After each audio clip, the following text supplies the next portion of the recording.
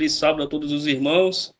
É, Confesso que eu estava aqui acompanhando o momento da lição e não sei se o coração de vocês ardia, mas o meu aqui ardia muito, porque a lição estava realmente poderosa, muita mensagem maravilhosa para a gente entesourarmos no nosso coração, né, e cada vez mais entendermos que precisamos da dependência do Senhor.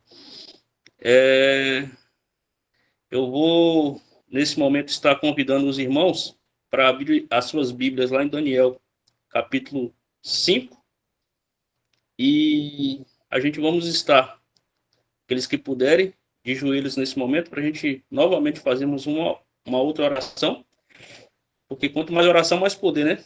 Para que Deus ele possa estar nos abrindo entendimento para as Escrituras.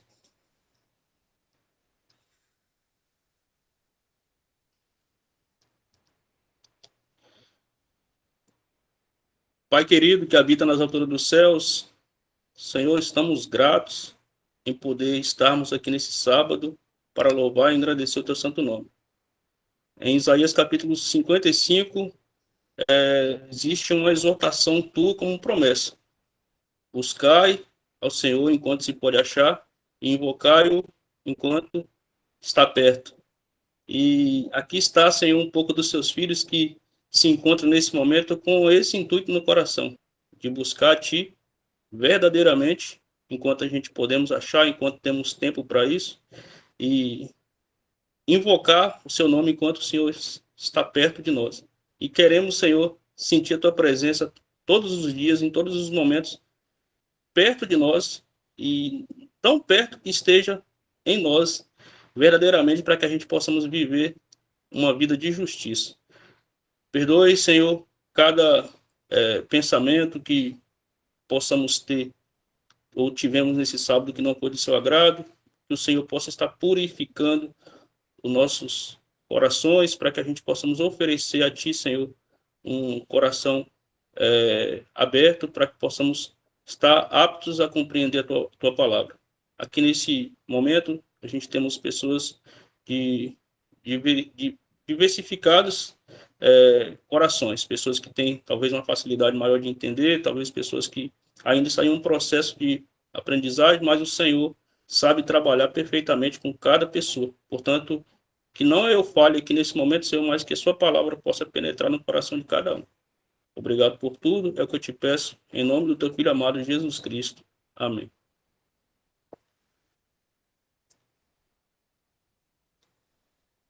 Eu vou pedir o auxílio aí acho que é meu irmão André, que está conduzindo o Data Show. É isso mesmo? Isso, meu irmão, já estou compartilhando aqui já. Perfeito.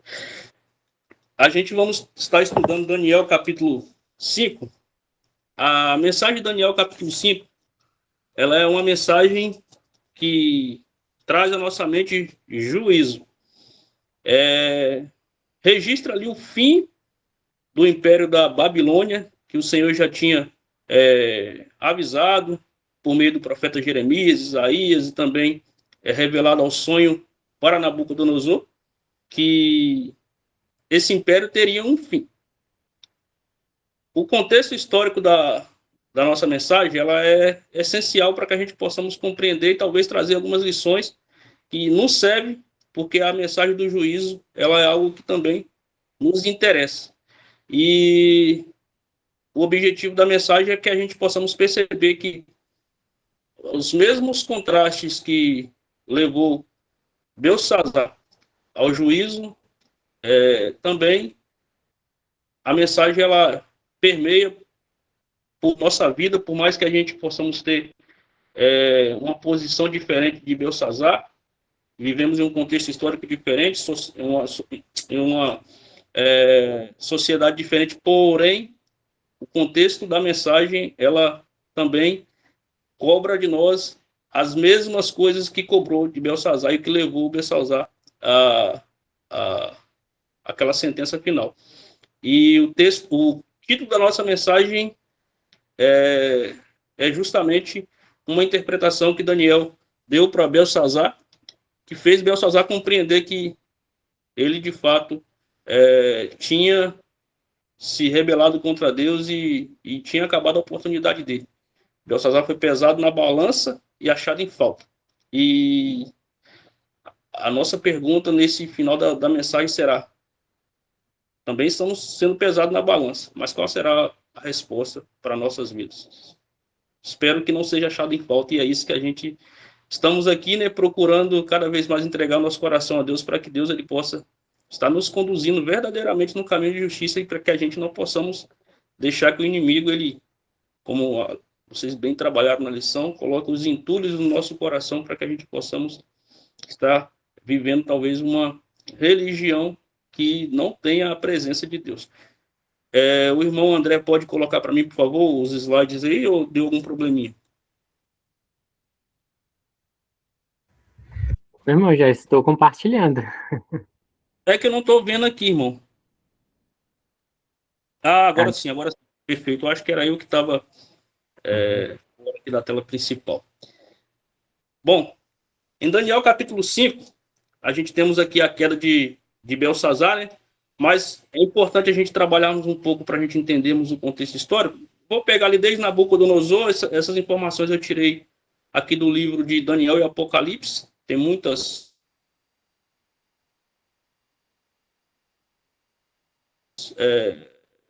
informações de contexto históricos ali que ajuda muito a gente termos uma excelente compreensão do a gente encontramos ali depois de Cristo, que é essa mensagem aqui que deu a queda de Belsazar, mas antes quem reinava, todos nós conhecemos, Nabucodonosor. Após Nabucodonosor reinar e morrer em 561, veio um outro sucessor de Nabucodonosor, que se chamava Evil-Merodach. Merodach apenas reinou 2 anos. Depois de Merodach, surgiu um outro sucessor, que era Neriglissar, seu genro. Ele reinou por 4 anos. Após Neriglissar, veio um outro sucessor que se chamava Labash Marduk. Esse Labash Marduk, conforme relatado aí, ele não consta até nos registros históricos como alguém que reinou, porque ele reinou por pouco tempo. Apenas 9 meses ele ficou no poder, foi assassinado por esse último rei aqui, que foi o sucessor, que se chamava Nabonido. Nabonido, a história indica que dividiu o seu trono juntamente com essa pessoa que a gente vamos estar meditando aqui, que é o rei Belsazar. Belsazar, ele era filho de Nabonido e, ao que tudo indica, ele era neto de Nabucodonosor. Nesse contexto aqui, a gente encontramos que quando Belsazar ele estava reinando ali no Império da Babilônia, Babilônia começou já a passar por algumas batalhas contra Ciro, indo ao encontro da profecia que o Senhor já tinha avisado que Ciro tomaria ali Jerusalém. Mas essa batalha não foi assim, não teve um resultado de imediato. Foi de forma gradual acontecendo, e a vitória de Ciro só foi possível ali em 538 depois de Cristo. Antes de Cristo. Pode passar, por favor, André. Ainda falando sobre o contexto histórico,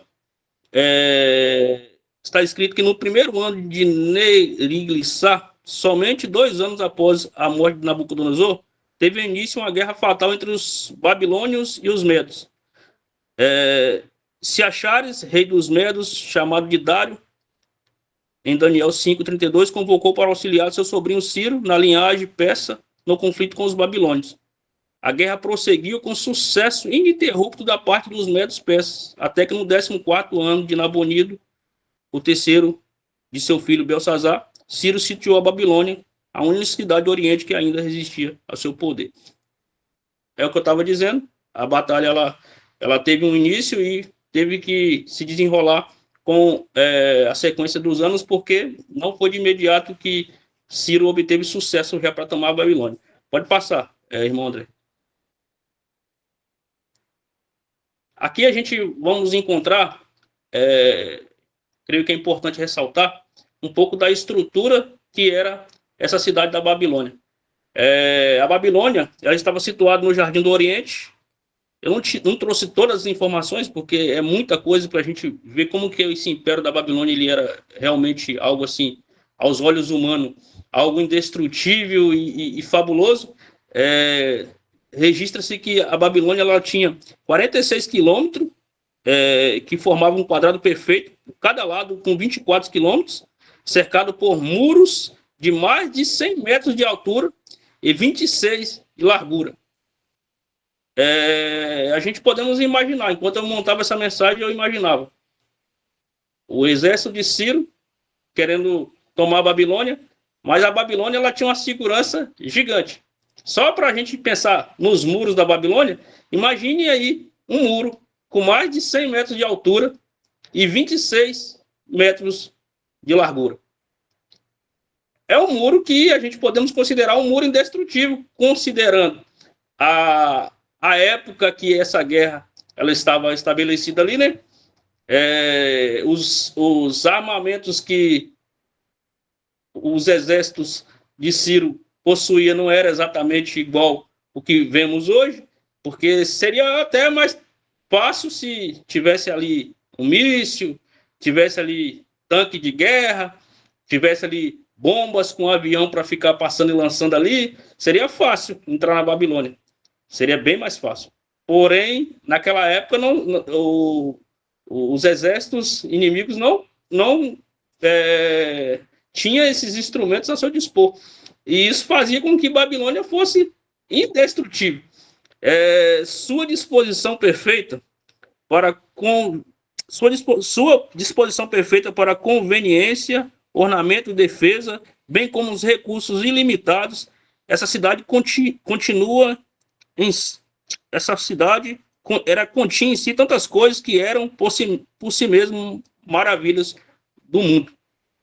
Os babilônicos, reunidos dentro de seus muros expugnáveis, com provisão para 20 anos, além da terra dentro dos limites da grande cidade, para fornecer alimento aos habitantes e soldados por um período indefinido, zombava de Ciro dentro das suas altas muralhas, ridicularizando seus esforços aparentemente inúteis de conquistar a cidade. Além de a Babilônia ela ter esses recursos assim para que pudesse se sustentar em cima de uma guerra para que não pudesse ser invadida, quando se falava então de recursos para que pudesse ficar ali quietinha dentro da cidade e não se preocupar com a ideia de ter que sair para abrir um ponto fraco para o inimigo, a Babilônia ela tinha ali todo esse recurso a seu dispor. De acordo com a história aí, o rei ele tinha ali por 20 anos estoque de alimentos para que eles pudessem ficar quietinhos dentro da cidade, e isso fazia com que, além do poderio militar, além das estruturas para poder fazer com que o exército não tivesse capacidade de invadir a cidade ali por forças humanas mesmo. E não precisando de alimentos, porque os alimentos ali, e alimentos fora, né? Porque os alimentos ali eles conseguiam produzir dentro da própria cidade. Isso levou Belsazar a olhar com desdém para a ameaça que estava ali ao redor do seu reino e falar: estamos tranquilos. E diante dessa situação, pode passar, irmão André. E diante dessa situação, Belsazar ele simplesmente se sentiu confortável para dar uma festa. E aí a gente entramos no capítulo de Daniel, versículo 1, Daniel capítulo 4, versículo 1, onde está escrito lá que Daniel capítulo 5, versículo 1, está escrito lá que o rei Belsazar fez uma grande festa para 1000 de seus senhores e bebeu vinho perante os 1000. De acordo com os relatos também, essa festa que a Babilônia estava promovendo ali por meio de Belsazar, era algo assim meio que tradicional. Era uma festa que era oferecida para os deuses, para suas divindades, e Ciro já sabia que isso acontecia. Por isso, Ciro já planejando que teria essa festa, ele meio que arquitetou ali para que pudesse, nesse momento, pegar a Babilônia em um momento vulnerável, porque se Ciro chegasse a qualquer momento e tentasse fazer o que ele fez lá para tentar tomar a Babilônia, se não fosse um milagre divino, humanamente era impossível, porque só de ter, dentro do canal do rio, por onde Ciro passou, ele conseguir ali abaixar o nível do rio para ter acesso à cidade, e os babilônicos percebessem, seria inútil, porque aí até o exército de Ciro conseguiu atravessar aqui e transpor para o outro lado, o exército babilônico os derrotaria. Mas Ciro, sabendo dessa festa que era tradicional ali na Babilônia, Ciro ele já planejou e já sabia que o que iria encontrar adiante. O texto continua dizendo que quando Belsazar ele deu essa festa e bebeu perante os vinhos, por Smith ele fala que essa ideia de que Belsazar bebeu vinho perante os mil, ele diz que Belsazar não só bebeu vinho aleatoriamente, ele estava competindo com os mil, só para vocês terem ideia do que estava acontecendo ali. Era uma festa que estava sendo regada a orgia, uma festa que estava... o Espírito de Profecia diz que tudo que o poder, o dinheiro pode oferecer dentro das festas mundanas, estava ali dentro da festa de Belsazar. Então, orgia, bebedeira, zombaria, blasfêmia, tudo ali estava a dispor ali na festa de Belsazar. Enquanto essa festa acontecia, no versículo 2, fala que Belsazar, enquanto ele experimentava o vinho, Belsazar ele tomou uma atitude ousada. Fala que Belsazar ele ordenou que trouxesse os vasos de ouro e de prata que o seu pai Nabucodonosor havia retirado do templo que estava em Jerusalém, para que o rei e seus príncipes, suas esposas, suas concubinas pudessem beber neles. Essa atitude de Belsazar ousada aí não foi uma atitude comum. Belsazar, como ele estava dando uma festa, exaltando os deuses dele, os deuses da Babilônia, ele desdenhou do Deus do céu. Ele simplesmente falou assim, os nossos deuses, eles são poderosos, mas o Deus de Israel, esse Deus aí não é de nada, então pode trazer aí as taças de ouro aí, que era do tabernáculo, que a gente vamos zombar desse Deus. E aí ele pegou e tomou essa atitude ousada. O verso 3 continua dizendo assim que, então eles trouxeram os vasos de ouro que foram retirados do templo da casa de Deus, que estava em Jerusalém, e o rei e seus príncipes, suas esposas concubinas beberam neles. Aí diz no verso 4 que eles beberam vinho, louvavam os deuses de ouro, de prata, de bronze, de ferro, de madeira, de pedra. Naquele mesmo instante, no verso 5 diz que surgiram dedos de uma mão de homem e escreveram defronte do castiçal sobre o cal da parede do palácio do rei. E o rei viu a parte da mão que escreveu. Quando isso aconteceu, o verso 6 fala que uma coisa extraordinária aconteceu. O semblante do rei, ele mudou. Fala que os pensamentos do rei começou a o atribular. E quando os pensamentos do rei começou a atribular, é porque o rei sabia que algo ali estava acontecendo e não era algo que seria de bênção para o reino da Babilônia, não era uma mensagem de prosperidade, mas sim ele sentiu que ele tinha ido longe demais e que algo ali estava para acontecer decididamente na vida dele e na vida dos demais que estavam ali. E o texto continua dizendo que além do semblante do rei que mudou e os pensamentos dele que ficou ali turbado, o rei ele sentiu uma dor tão grande no coração, uma dor tão forte que ele começou a dar uma tremedeira, os ombros dele se laxaram, as pernas dele começou a bater uma na outra, e esse rei, então, começou a dar uma ordem, parecida com a ordem que Nabucodonosor tinha dado, Nabucodonosor, seu avô, tinha dado quando ele sonhou com aquela estátua lá no capítulo 2 de Daniel, onde ele teve um sonho, né, com a estátua de ouro, aí ele simplesmente pediu para que viesse os magos, né? Os astrólogos, os adivinhos, os sábios, que eles pudessem ser introduzidos diante da sua presença para que pudesse traduzir a mensagem que tinha sido escrita na parede. Nabucodonosor pediu para que os sábios e os demais que eu falei pudessem traduzir o sonho, né? E Belsazar também, como já era o costume da Babilônia, afinal esses homens estavam ali para isso, pediu para que fossem introduzidos diante da sua presença esses homens para que pudesse traduzir a escrita na parede. Então, o mesmo resultado que aconteceu lá em Daniel capítulo 2, na estátua de Nabucodonosor, onde o conhecimento e as astúcias dos magos e dos demais foram inúteis, de nada serviu também para que pudesse traduzir o que foi escrito ali na parede. Então, o rei ficou atribulado porque ele queria entender qual era aquela mensagem, mas não obteve êxito com a resposta. Então, enquanto ele estava ali atribulado, no verso 10, diz assim que, ora, a rainha, por causa do rei, por causa das palavras do rei e de seus senhores, adentrou a casa do banquete, e a rainha falou: ó rei, vive para sempre, não te atormente os teus pensamentos e nem mude o teu semblante. Aí ela começou a falar: na época de Nabucodonosor, seu avô, quando ele estava aqui, ele também teve um sonho, e ele também pediu para que introduzisse os homens aqui na presença, aqui, para que pudesse adivinhar o sonho que ele teve e tal, e nenhum foi capaz, mas havia um homem ali que era esse homem, ele era judeu, perdão, esse homem ele era é isso mesmo. E aí ele foi capaz de traduzir todo o sonho que o rei tinha sonhado. Esse homem ele não tem assim ele tem os espíritos dos deuses nele que dá discernimento para que ele possa ter a sabedoria para dar as respostas às coisas ocultas, aos mistérios.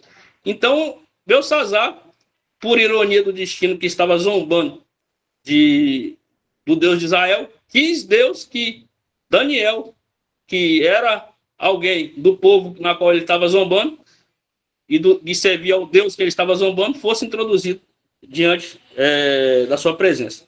E no verso 10, continua dizendo: então Daniel foi introduzido perante o rei. E o rei falou e disse a Daniel: és tu aquele Daniel, que dos filhos do cativo de Judá, a quem o rei, meu pai, trouxe de Judá? A teu respeito tenho ouvido dizer que tem o Espírito dos deuses e ele está em ti, e que a luz, o entendimento e a excelência e sabedoria encontram-se em ti.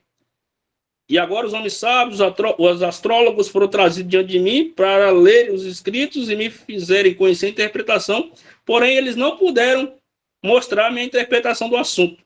Aí ele começou a falar para Daniel sobre esses detalhes, né? E começou a prometer para Daniel que se Daniel fizesse a interpretação do sonho que ele tinha, se fizesse a interpretação da escrita que tinha na parede, ele iria cobrir Daniel com um vestido de escarlate e também teria uma corrente de ouro no pescoço e seria o terceiro no seu reino.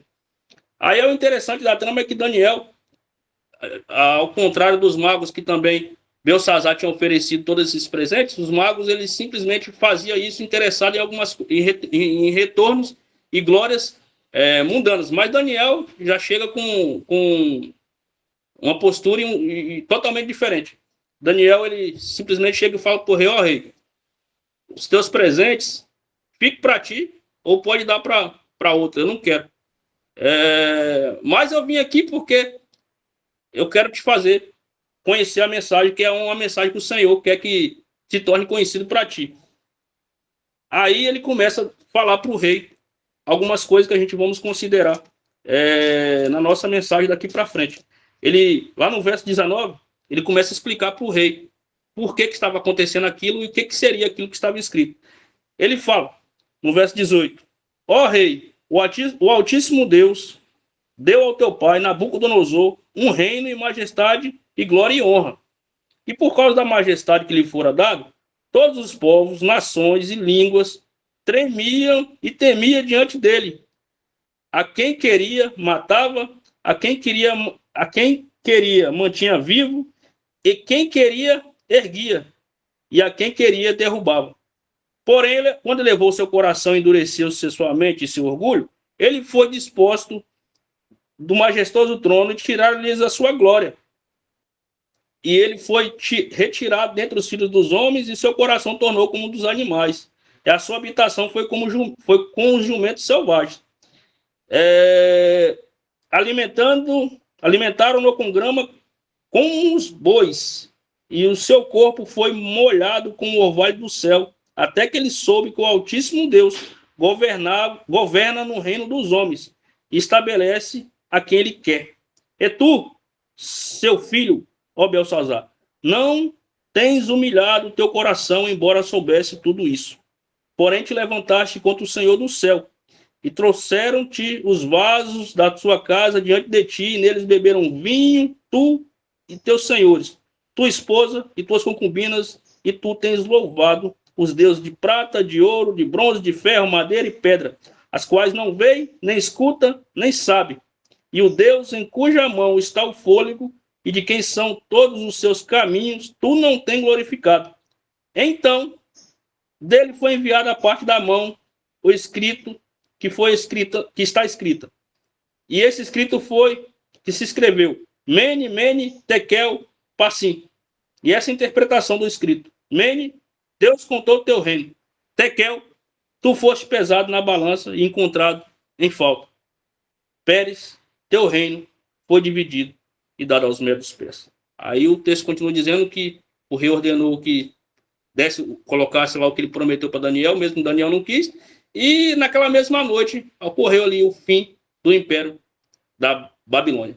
Mas aí a gente vamos considerar, então, falando de juízo, porque essa mensagem aqui, claramente, ela está falando de juízo, e eu não trouxe alguns aspectos assim que poderia comprovar isso, mas creio que todos têm essa facilidade de entender que realmente está falando de juízo.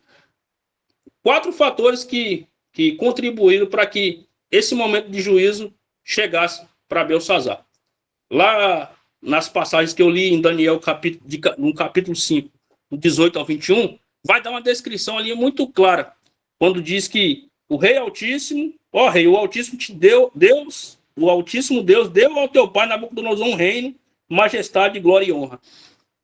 Quando Daniel vai falando sobre esses aspectos, ele mostra para o rei o contexto que o rei ele estava ali quando Nabucodonosor recebeu toda a honra de Deus, e quando o coração do rei se exaltou, Deus o abateu, fez Nabucodonosor comer, pastar com grama, como os bois, comendo literalmente capim, se comportando como um animal. Mas quando Nabucodonosor ele reconheceu a autoridade do Deus do céu e se arrependeu, Deus ele o restituiu. E o rei Belsazar, ele estava ali naquele contexto. Então, Belsazar ele teve tempo. Ele estava inserido naquele contexto, ele teve tempo. Daniel, capítulo 5, 22, também traz uma outra característica que contribuiu para juízo ali para o rei Belsazar. Belsazar, ele teve conhecimento. Lá em Daniel, capítulo 5, 22, fala bem assim: tu, seu filho, ó Belsazar, não tens humilhado o teu coração, embora soubesse tudo isso. Além do rei ter tempo, o rei ele teve conhecimento. Ele sabia. Aí, uma outra característica também que a gente encontramos para juízo ali, continua a mostra no capítulo 5, verso 25, 23, que diz assim: porém, tu te levantaste contra o Senhor do céu, e trouxeram os vasos da sua casa diante de ti, e neles beberam vinho. Dá uma ideia de rebelião. O rei, tendo tempo, tendo conhecimento, ele mesmo assim escolheu se levantar contra Deus. E o quarto elemento que eu encontrei para que pudéssemos atribuir a ideia do juízo é, além do rei ter o tempo, o conhecimento e ainda escolher se rebelar, o resultado natural foi louvar os ídolos ao invés de glorificar a Deus onde ele teve oportunidade. E onde que essa mensagem ela nos cabe? Pode passar, irmão André. No fator do tempo, no livro Profetas e Reis, fala bem assim, a oportunidade de conhecer e obedecer ao verdadeiro Deus tinha lhe sido dado, no caso para Belsazzar, mas não tinha sido levada ao coração, e ele estava prestes a colher as consequências da sua rebelião. Pensando numa fase de juízo, onde todos nós um dia estaremos diante do soberano do universo, podemos ter uma certeza absoluta. Nenhum de nós podemos chegar diante de Deus e falar assim, Senhor, não tive tempo. Aliás, nós estamos inseridos aqui em um período da história onde que, se é um povo que não pode reclamar das coisas na qual a gente estamos em, vamos dizer assim, de tantos materiais que a gente temos, que a gente estamos em volta e temos a oportunidade de estudar e conhecer mais o Senhor. Se tem um povo que não pode reclamar, somos nós. Mas a pergunta que fica é, o que realmente a gente temos feito com o tempo que Deus ele tem nos dado? Na lição a gente estava aí estudando, pela parte da manhã, a mensagem que ela é uma mensagem assim, profunda, e essa mensagem ela corre o risco de ficar apenas uma teoria e de boca, porque se a gente não dedicarmos esse aspecto aqui, ó, tempo, para que possamos dedicar a Deus, de nada vai adiantar, porque a palavra ela não vai ter poder em nossa vida. Infelizmente é uma realidade que a gente precisamos nos atentar, porque o inimigo, de certa forma, ele tem trabalhado para que você e eu não tenhamos tempo para Deus. Ele tem buscado inserir de todas as formas, seja no trabalho, seja nas coisinhas dos afazeres diários, seja por meio da internet, da tecnologia em si. O inimigo ele tem buscado tirar esse tempo, porque ele sabe que a gente, se não separarmos tempo para Deus, a gente simplesmente não vamos muito longe. Quer um exemplo claro? A gente, às vezes até sabendo que precisamos entregar um tempo para Deus, a gente buscamos naquele meio assim, engessado, né? Falamos assim, não, todo dia de manhã eu tenho que acordar e fazer o meu culto. Eu tenho que separar um tempinho aqui para estudar as escrituras. Vou abrir a Bíblia. Eu não posso ir para o meu trabalho sem estudar as escrituras, sem abrir a Bíblia. Aí, beleza, tá certinho. A gente levantamos, né? Abrimos a nossa Bíblia, lemos ali uma passagem e tal. Ficamos ali, digamos, até 30 minutos, 1 hora ali, estudando algum texto. Aí vamos para o nosso trabalho. Aí a gente achamos que esse tempo ali que a gente damos para Deus foi o tempo que a gente separamos. Agora vamos pegar o resto do tempo, agora esse tempo que é nosso. E aí a gente saímos para os afazeres do dia a dia. E lá, no nosso trabalho, a gente sequer lembramos do que a gente estudamos de manhã, a gente sequer pegamos aquela palavra que a gente meditamos pela parte da manhã e trazemos para a nossa vida, e aquilo lá simplesmente fica sem poder em nossa vida. Por quê? Porque Deus ele quer o tempo, mas o tempo que Deus quer é um tempo de uma comunhão ininterrupta. A gente precisamos aprender na prática a desenvolver a habilidade de buscar o Senhor pela parte da manhã para que a gente possa nos alimentar, e aquela comida, ela trazer resultado vivo para a nossa vida, porque senão o tempo está sendo mal utilizado. Pode passar, irmão. E aí, para ficar muito claro para a gente como essa mensagem ela é ameaçadora, mas ao mesmo tempo ela também vem para nos alertar e fazer com que a gente enxergamos que nós, especialmente nós, que temos a oportunidade, creio eu, que estamos vivendo um tempo que temos a oportunidade, uma oportunidade especial acima de muita gente, porque, falando sobre nós mesmos aqui, se a gente formos pregar a mensagem aqui da justificação pela fé, a gente entendemos os pontos que o Senhor quer e da forma como deve ser feito. Creio que é difícil eu perguntar a alguém aqui, e alguém que está aqui tem a dificuldade de dizer assim, o caminho é esse aqui. A gente sabemos. Mas e na prática, porque talvez não tenha funcionado? Lá em Romanos capítulo 1,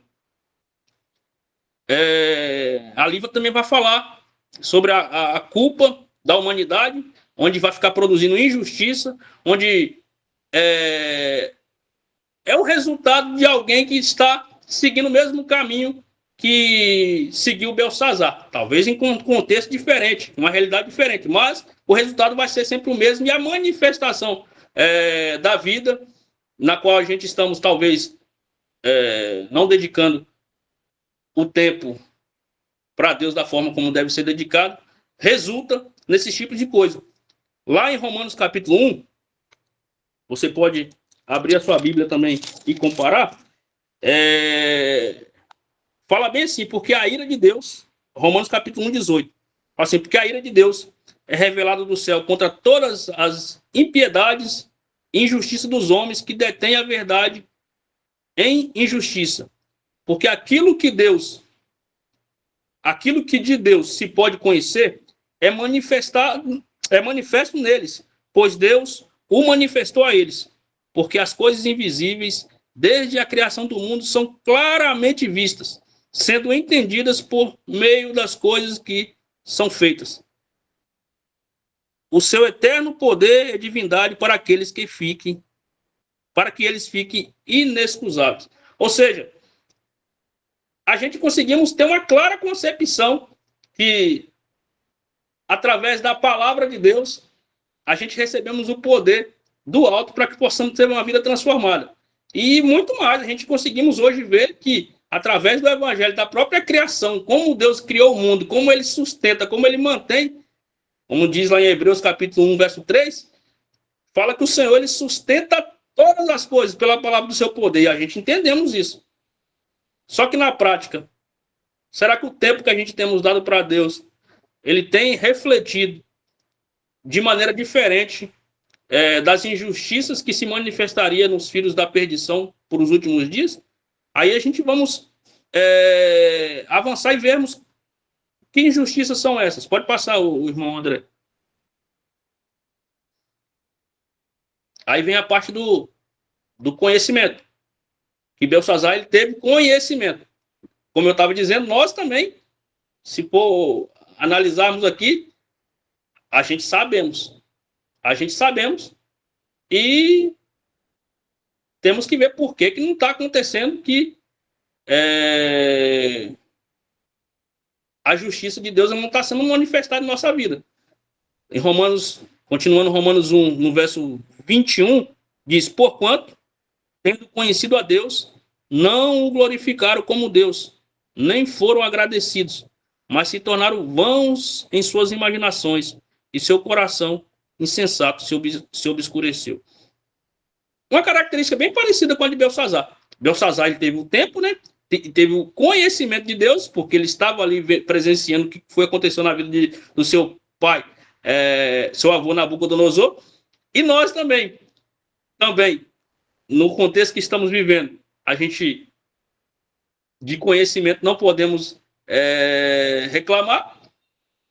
Será que a gente temos também se levantado para glorificar a Deus com o conhecimento que Ele tem nos dado? Ou se a gente estamos fazendo com que esse conhecimento de nada vale para a nossa vida? Na lição, citamos conhecimentos aí que são avantajados para todo adventista do sétimo dia. Foi falado sobre a mensagem de saúde, modéstia, entre tantos outros aspectos que a gente temos conhecimento. E por que a mensagem de saúde, por exemplo, as demais coisas não tem sido uma realidade em nossa vida? Será que estamos seguindo os mesmos passos de juízo que foi destinado a Belsazar? Pode passar, irmão. O texto vai mostrar aqui a rebelião que foi proferida por Belsazar. Também ela segue nesse contexto de Romanos capítulo 1, para o povo do último dia, que professando-se sábios, tornaram-se loucos. Que é uma pessoa que professa-se sábios? É aqueles que acham que a sabedoria que tem, ela não vem de Deus, que não precisa de Deus. Acha que um raciocínio humano, acha que os seus próprios discernimentos, os seus próprios caminhos são mais interessantes que o caminho divino. E aí, essas pessoas, elas seguem um outro rumo que as escrituras falam para não seguir e simplesmente tornam-se loucos. E quando isso acontece, naturalmente essas pessoas se rebelam contra Deus. Será que tem sido uma realidade da nossa vida isso aí? Porque se uma coisa a gente temos que ligar com a outra. Começa pelo tempo. Se a gente não separamos o nosso tempo para Deus, o conhecimento que a gente temos, ele vai ser superficial. Porque a palavra de Deus é uma palavra viva. E se a palavra de Deus é uma palavra viva e ela opera em nós o querer e o efetuar de Deus, ela precisa estar no nosso coração e na nossa mente trabalhando o tempo todo.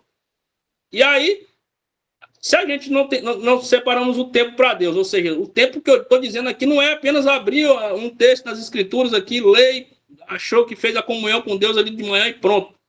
Estou falando do tempo de fazer com que, durante os meus relacionamentos no dia a dia, durante o trabalho, durante todos os aspectos, tenha a palavra de Deus contida em tudo que eu estou fazendo. Aí, sim, a gente vamos estar colocando o nosso tempo na mão do Senhor. E aí, sim, o conhecimento que a gente temos vai valer, porque o conhecimento que temos, vamos colocar em prática em cima do tempo que a gente estamos dando tempo para Deus. Logo, se a palavra de Deus está operando em nós, porque a gente, dentro do conhecimento que temos, estamos submissos ao Senhor, não vamos nos rebelar. Mas se a gente não fizermos isso, a outra sabedoria que o inimigo coloca no mundo, ela vai tomar conta do nosso coração, que são os lixos. E aí, automaticamente vai se tornar loucos. Automaticamente. E foi o que aconteceu com Belsazar quando negligenciou esses aspectos importantes que o Senhor estava entregando na mão dele. Pode passar, irmão.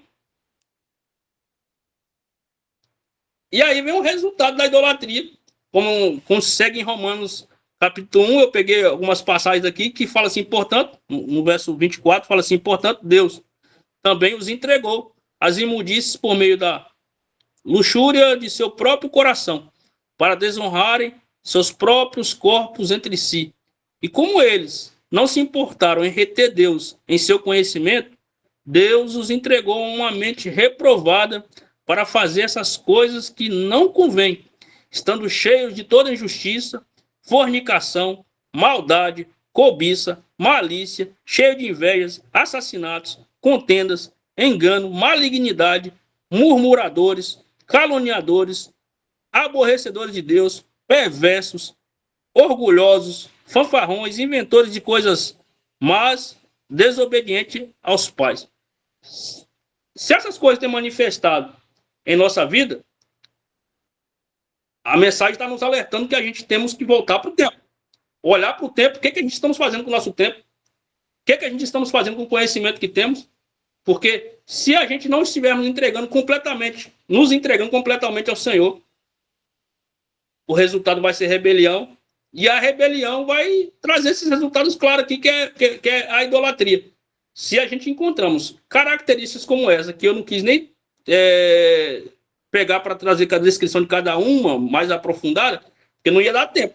Mas vocês podem, por si só, né, a gente nos examinando cada qual a si mesmo, aí, como manda em 2 Coríntios capítulo 13, a gente analisarmos se essas coisas aqui têm manifestado essas raizinhas aí em nosso coração, no nosso comportamento, no nosso caráter, porque se está acontecendo é porque a gente precisamos ficar ligado na ideia do juízo que o Senhor está proferindo para Belsazar aqui, porque vai seguir o mesmo caminho para aqueles que não se sujeitar a Deus.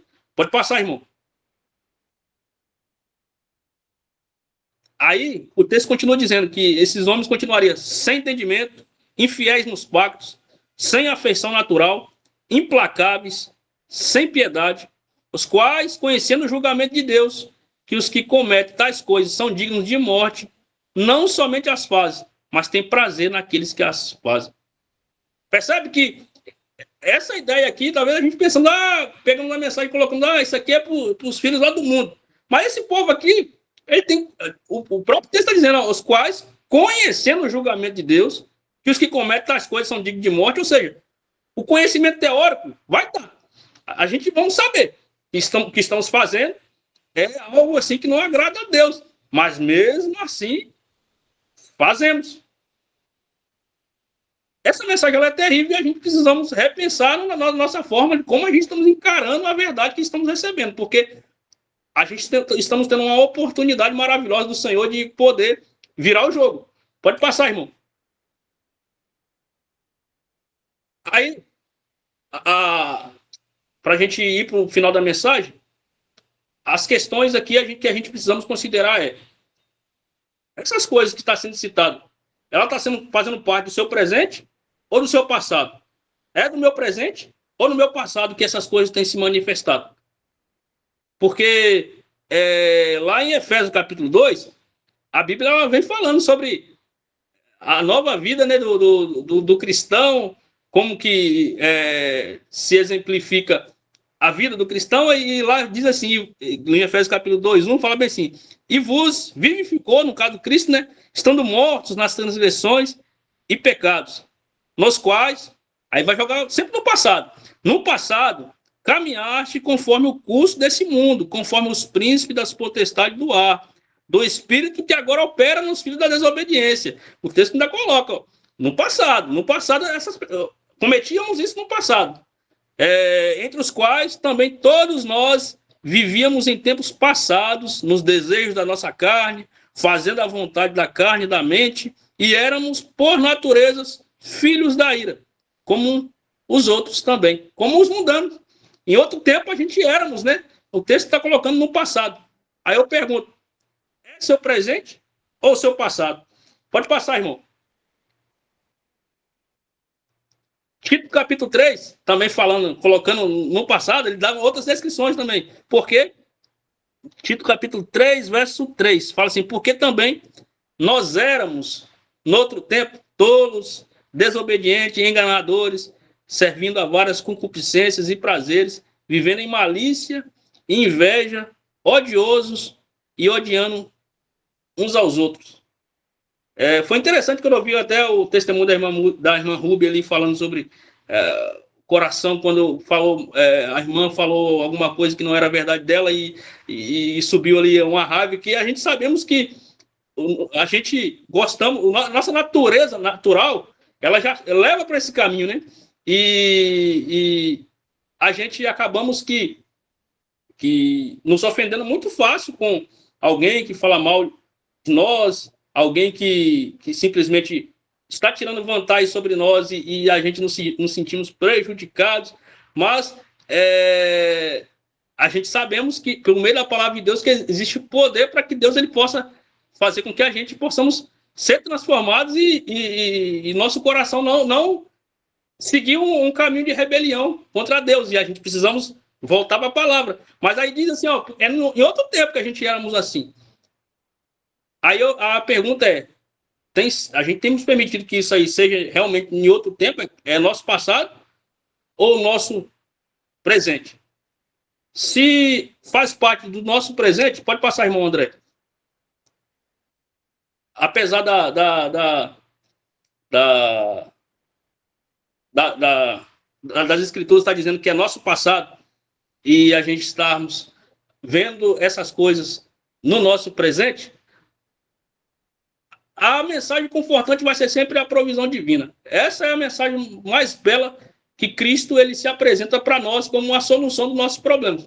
Porque imaginando a irmã Ruby, se fosse depender dela mesma para que pudesse afastar aquele sentimento de defesa do seu próprio coração, para ela reclamar a justiça e tal, seria impossível. Mas, certamente, ela, como ela própria exemplificou, se voltou para Deus, perguntando, Senhor, por que essas coisas têm acontecido? E provavelmente buscando a palavra do Senhor para que a palavra de Deus pudesse operar na mente, no coração, reformar, produzir um novo coração, porque é isso que Deus ele nos oferece. São promessas. Te darei um novo coração, imprimirei as minhas leis em sua mente. É a promessa. E a provisão divina, quando ele coloca assim, é seu passado, é porque, como a palavra de Deus é uma palavra viva, Deus ele chama, lá em Romanos capítulo 4, está escrito lá que Deus chama as coisas que não são como se já fosse. Se porventura a gente vimos que essas coisas que está reclamando juízo contra a nossa vida, ela ainda está presente em nossa vida, o Senhor ele vai nos convidar a olhar para a sua palavra e permitir que tudo isso que foi lido, a partir de agora, vire passado. Porque ele chama as coisas que não são como se já fosse. É um poder da palavra de Deus que não dá para a gente explicar, é só simplesmente contemplar e ver que realmente, na experiência, na prática, ela vai operar. Se a gente não submetermos a palavra de Deus para que ela possa realmente operar e possa produzir em nós os frutos que ela está dizendo que opera, aí a gente simplesmente vamos continuar achando que isso vai fazer parte do nosso presente. Se a gente não tomarmos a decisão de nos submetermos a esse poder da palavra, a palavra perde poder, não porque a palavra não tem, mas porque nós não vamos deixar que o poder da palavra opere em nossa vida, e simplesmente não vai ter feito. Agora, se porventura a gente acreditarmos e nos submetermos, aí vem as promessas da provisão divina, que vai dizer assim lá em Colossenses capítulo 1, versos 21. E vós, que no outro tempo eres alienados, inimigos em vossas mentes, pelas vossas obras más, agora, contudo, vos reconciliou no corpo da sua carne, pela morte, para que vós apresentais santos e irrepreensíveis e inculpáveis diante dos seus olhos, dos olhos de Deus. Se permanecerdes fundados e firmes na fé, e não vos moverdes das esperanças do evangelho que tendes ouvido. A promessa é para agora. A palavra de Deus, como ela é autorrealizável e ela sustenta o que ela própria diz, se o Senhor está dizendo que agora, por meio do sangue de Cristo, por meio do seu sacrifício, se a gente sujeitarmos a permanecer firme na fé, confiando na sua palavra, agora, a promessa de Romanos capítulo 4, ela se cumpre em nossa vida. Deus chamando as coisas que não são como se já fossem. Pode passar, irmão. Em Efésios capítulo 2, também continua as promessas, mas agora, tempo presente, não é para daqui a pouco. A decisão tem que ser agora. Mas agora em Cristo Jesus, vós que antes estavas longe, chegando perto pelo sangue, chegaste perto pelo sangue de Cristo. Cabe a nós abrirmos o nosso coração e deixar que a palavra agora, ela haja em nossa vida com poder. Porque se a gente temos cocheados com dois senhores, o Senhor está dizendo assim, agora, se você se sujeitar à minha palavra, eu mudarei a sua realidade. Agora. Não podemos deixar para depois. Se você deixar para depois, você dá um espaço para o inimigo. Tem que ser agora. Pode passar, irmão. Aí, a gente seguimos a promessa. Então, eu já estou encerrando. Em Efésios 4, que fala assim, toda amargura, e ira, e cólera, e tumulto, e blasfêmia, e toda imundícia, seja tirado de entre vós. A gente percebemos que o Senhor está dizendo assim, ó, eu vou mudar a sua realidade. Aí ele começa a apresentar os frutos da injustiça lá em Romanos capítulo 1, onde mostra que os filhos da desobediência que tiver produzindo essa injustiça serão dignos do juízo, do furor e da ira de Deus. Mas, ao mesmo tempo que ele promete que muda a sua realidade agora, ele também traz na sua própria palavra a promessa de que ele fará. Porque se tem no nosso coração a amargura, brigas, blasfêmia e tudo mais, aí ele fala assim, ó, toda amargura, ira e cólera, tumulto, blasfêmia e toda malícia seja tirada de entre vós. É a palavra de Deus operando no nosso coração e lembre-se, dedicando o tempo, fazendo com que o conhecimento que temos, ele possa produzir, ficar na nossa mente o tempo todo, fazendo com que a palavra de Deus fique viva em nossa mente. O Senhor ele vai garantir essa promessa em nossa vida. Falando que, sabe, esse sentimento de amargura, de blasfêmia, de malícia que tem se manifestado em nós, ele fala assim, eu removo. Mas eu preciso que você entregue seu coração para mim. Aí, continua dizendo, em Efésios capítulo 5, mas fornicação. Perceba que são detalhes que estão lá na característica dos filhos da ira. Mas a fornicação e toda impureza ou avareza nem ainda se nomeia entre vós como convém aos santos. É simplesmente o Senhor convidando. Deixa comigo. Ande comigo que toda impureza, a avareza, a fornicação não vai mais se nomear no meio de vós. E continua dizendo, nem imundice, nem conversas tolas, nem gracejos que não convém, mas antes ações de graça. E não tenhais comunhão com as obras infrutíferas das trevas, mas antes reprovai-as. A gente precisamos olhar para o evangelho da criação. É o evangelho de redenção, é porque é o único poder, a única palavra que vai garantir alguma coisa de sucesso na nossa vida espiritual e na nossa caminhada cristã, é olhar para a palavra de Deus e se entregar. Porque se a gente encararmos isso aqui como uma ordem do Senhor para que a gente paremos de praticar essas coisas, o resultado, e nos afastarmos, não levarmos em consideração o tempo e o conhecimento e tal, e o pedido que Deus está falando, que é para a gente nos reconciliarmos com Ele, andarmos com Ele o tempo todo. Se a gente não fizermos isso, a gente vamos tentar tirar de nós uma força que não existe para tentar viver uma vida de santidade, mas o Senhor não está chamando para isso, não. Está chamando para um relacionamento. E se você fizer isso, aí Ele vai falar assim, ó, toda amargura, toda fornicação, toda malícia, isso aí tirarei de vós. E pode passar, irmão, para a gente encerrar. Aí vem o apelo final. Em Efésios capítulo 5 fala assim, pelo que ele diz, desperta, ó tu que dormes, e levanta-te dentre os mortos, e Cristo te dará a luz. Portanto, vede prudentemente como andais, não como tolos, mas como sábios, remindo o tempo, porque os dias são maus. Por isso, não sejais insensatos, mas entendei qual seja a vontade do Senhor. O Senhor ele tem nos convidado desesperadamente para que a gente possamos considerar e levar a sério a mensagem que a gente temos em mãos. Porque um conhecimento que se a gente não pegarmos esse conhecimento que temos e fazermos com que esse conhecimento ele vire também uma palavra viva em nossa vida, não vai adiantar muita coisa, não. A gente precisamos deixar que a palavra de Deus ela produza em nós. Às vezes eu fico perguntando, será que realmente eu creio em Deus? Será que realmente a gente crê em Deus? Porque a palavra de Deus, o caminho é simples, o processo é simples e a gente às vezes queremos complicar tudo. É só simplesmente como lá em Lucas capítulo 6, o Senhor fala assim, é que você tem que crer. Só que, será que a gente crê? Porque é simples, não é complexo. Agora, o difícil é que a gente deixamos que os lixos do mundo se acumulem, né, e a gente queremos cochear entre dois senhores. O último slide, irmão, por favor. Lá no livro Primeiro Escritos, isso aqui já é após o final do juízo, o final do fechamento da porta da graça.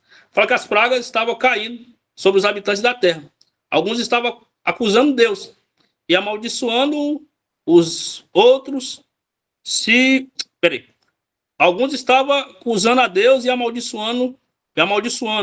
Outros se precipitavam para o povo de Deus e pediam que lhes ensinasse como poderiam escapar dos seus juízos, mas os santos nada tinham para eles. A última lágrima pelos pecadores tinha sido derramada. Oferecida havia sido a última oração aflita. Arrostado o último peso do cuidado pelos pecadores e dada a última advertência. Irmãos, a mensagem que a gente temos, ela é puro poder. Ela é puro poder.